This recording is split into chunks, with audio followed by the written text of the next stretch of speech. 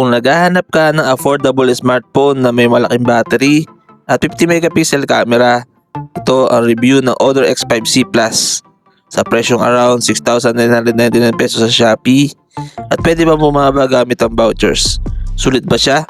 Alamin natin. May 6.74-inch HD Plus TFT LCD display ito na may 720 by 1600 pixel resolution, 90Hz refresh rate, 415 nits brightness. Para sa price niya, okay na ang 90Hz kasi mas smooth ang scrolling sa social media.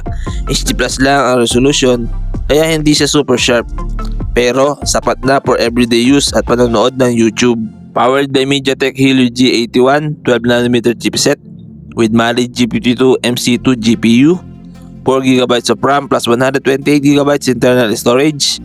Good siya for social media, online classes, light gaming. Huwag lang mag-expect ng heavy gaming performance dahil entry-level chipset pa rin siya. Pero for daily tasks, smooth naman lalo na may Android 15 with Magic OS 9.0.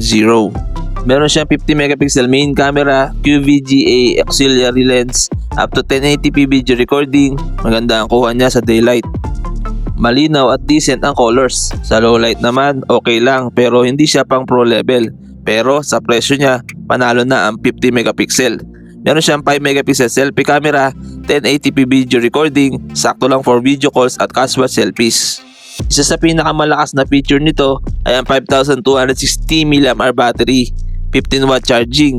Kaya nito ang whole day use kahit heavy social media ka.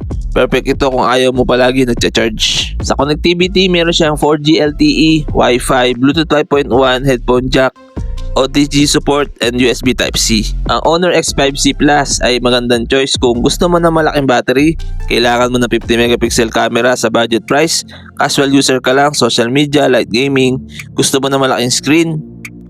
Overall, for under 7,000 pesos, sulit na siya para sa students at pang everyday use.